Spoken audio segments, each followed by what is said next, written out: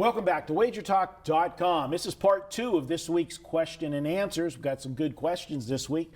We are digging a little deeper into them with the answers. And this question comes from D. Riggs, and he wants to know, Preston, what's our strategy on middles? What percentage of bets do we insure with some live wager action? And I know you're a big live, in-game bettor in that. What are your thoughts on that, and where do you draw the line? Yeah, I've said this before, and it still holds true to this day. I don't make an in-game play unless I'm actually watching the game or following it closely for obvious reasons for football and basketball, whether basketball be foul trouble or potential injuries or just to try to see the flow of the game and, the X's and O's even for both sides of the ball. I think there's a lot that can be noticed and seen just from watching. I don't think you're going to make any money just blindly being like, oh, such and such team is down 10 at half and they were picked, going into the game, and now I'm getting +6 adjusted, so I'm going to bet -4 second half. It's not that easy. If it was, everyone would do it. So ultimately, I'm only going to be betting in-game plays where I feel like maybe if I had a pregame position that I don't like as much after seeing the game go down through a quarter or a half or maybe even longer, and I feel like maybe I've been lucky to that point to even be able to get off, and I'll get off. Or if there's a middle, then I'll take that shot. Sometimes it's for a lesser amount, maybe only half of my original bet. From a strictly in-game point of view, like an example, and you just have to follow and watch a lot of games and do this for a while to pick up on a lot of tendencies and correlations here and there. But one example, just in the finals between the Cavs and the Warriors, I think all but one fourth quarter, game 6 fourth quarter, went over, but every other fourth quarter went under. Like in every end of game slowed down. It kind of turned into ISO ball on both sides of the offense. On the defenses, maybe just felt more urgency as well, and they were playing better. But every fourth quarter just slowed way down. And so, for example, as far as looking for me, if I wanted to just try to set up middles, then I'd bet an over earlier in the game or even before the game. And then before that fourth quarter starts, just bet the in-game under. And at that point, you might have had, a 5 to 10 point middle. An example, game 5, we had talked about that over moving from 204.5 to 209.5 before the game, and as high as like 237.5 live, and it landed 209. So that was like a 28 point swing because the fourth quarter slowed down so much that the in-game line, if you had been betting unders and then holding that over 204 to 209 number from before the game, you would have just hit every bet you made.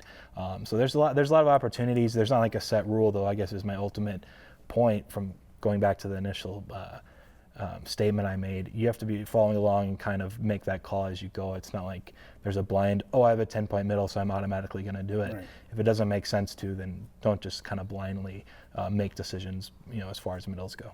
Yeah, and just to answer to that, obviously when you talked about the extreme stuff with the middles, is there a point where even if you're watching the game and see the flow that you got to have a certain number for the middle before you'll pull the trigger on the middle?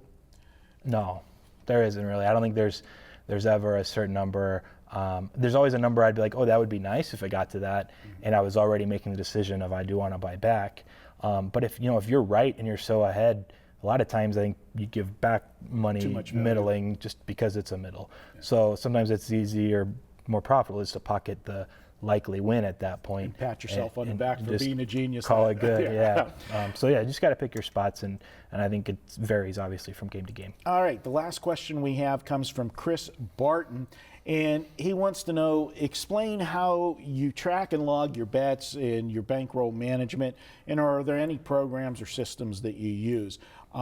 Before I kick it to you, I'm just going to say, to Chris, you got to decide which type of bettor you want to be. There's 2 schools of thought where you're going to be flat betting everything, or you're going to be a percentage bankroll type guy, adjusting. So you got to decide which way you're going to go.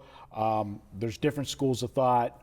My school of thought is if you're playing a lot of wagers, I would tend more to the flat betting in, everything the same. If you're playing less games, I think that you're going to find better spots that maybe a game is worth a little bit more because you're narrowing your field down and you have more factors that you're looking at because you're just more selective and you're not going with, I hate to use the word the shotgun approach, but, it is the shotgun approach. If you feel that you've got any kind of, edge over the book, you want to get as many plays in play as possible. Yep. And then that's kind of how I play as well, as you know. And so ultimately, I guess, what's the question exactly from him? I just want to make sure I answer. You know, how we log our bets in bankroll, and and track and bankroll management. Yeah, so for me, and I've mentioned this before on another video, I think, so you can look it up if you want more detail, but I actually have a separate bankroll for each league. Yeah. And then I also have a separate one for futures. So like in the past for college football, I've put up like, 50 units, so to speak, just on like season wins and some division or conference futures or games of the year, whatever it might be.